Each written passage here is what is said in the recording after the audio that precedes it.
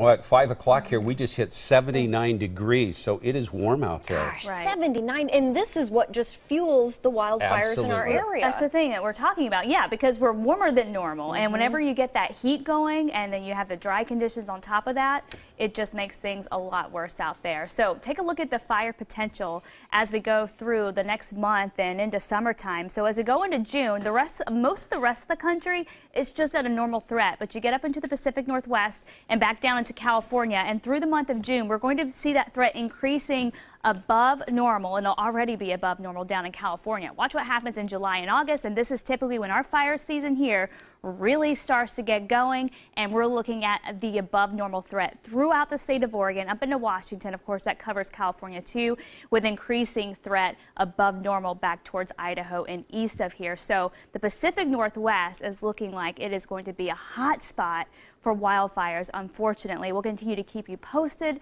and just remember, if you're going camping and you're getting outdoors and all that good stuff, to just be extra cautious and to check before you go to make sure that you can even build those campfires, because there are going to be a lot of restrictions this summer.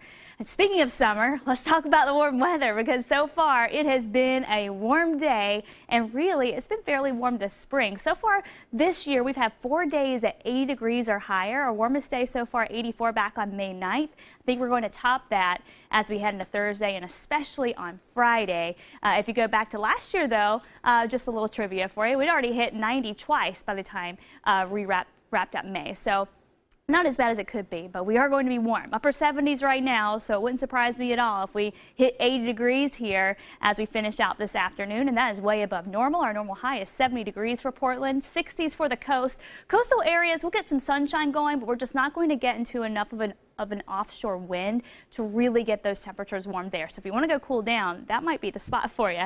As we head through the gorge, upper 70s in Hood River, 86 at the Dalles, and Central Oregon, temperatures there in the mid 70s right now. Again, knocking on 80, a lot of blue skies out there, and it is going to be a nice, comfortable evening in the metro area. Meanwhile, through the gorge, especially as we take a look at what's happening along the Cascades, we're looking nice, it's warm, but those clouds are starting to build, and we will keep storm chances in the forecast for the Cascades, and there will be that potential that maybe 1 or 2 of those could slip into the gorge. So watching that closely. Wine country looking fantastic, beautiful at Stoller Vineyards this afternoon, and warm to upper 70s in Astoria, looking fantastic. It's been beautiful there all day long today. Lots of sunshine and highs in the 60s today. Around the metro area, 79 in Beaverton. We did hit 80 last hour. Tigard at 79. Lake Oswego still in the low 80s. Back toward Forest Grove, we're in the mid to upper 70s there, sliding eastward. 80 in Milwaukee, nearing 80 at the airport, and again 75 back towards Camas downtown, a little bit cooler at 76 degrees. We'll stay in the mid 70s this evening. If you have those plans to get outdoors, maybe go for a jog or to barbecue tonight, it's going to feel wonderful out. You won't need the jacket at all. As we go into the overnight hours, it will cool down eventually back into the 50s, and then we get ready to repeat that and warm right back up again. Satellite and radar, you can see where a few showers have developed along the northern Cascades, and then back across eastern Oregon, across the higher terrain here, back toward Baker City. A few scattered showers here. We'll have to watch for that storm threat again tomorrow. Right along the Cascades, this is where we'll potentially see a thunderstorm action again, and then back east too, back towards the Wallowas and the Blue Mountains. Mainly developing in the afternoon as things heat up during the daytime, and mainly scattered too, and staying along the mountains. And once the sun goes down, the showers that are around out there now will die down, and that will be the trend for tomorrow too. So it shouldn't be as active as what we saw to wrap up last week, where we saw tons of showers and thunderstorms. It's not looking like it's going to be as active as that.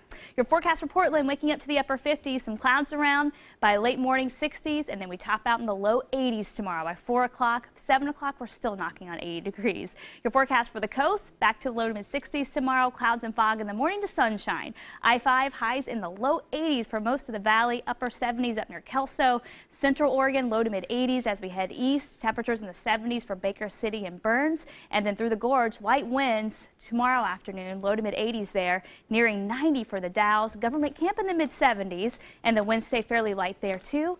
7-day forecast, and look at all the warm weather ahead. Low to mid 80s tomorrow, Friday 85, low 80s Saturday and Sunday, and then Monday it's like we just do a total 180. We're back to the 60s with shower chances around.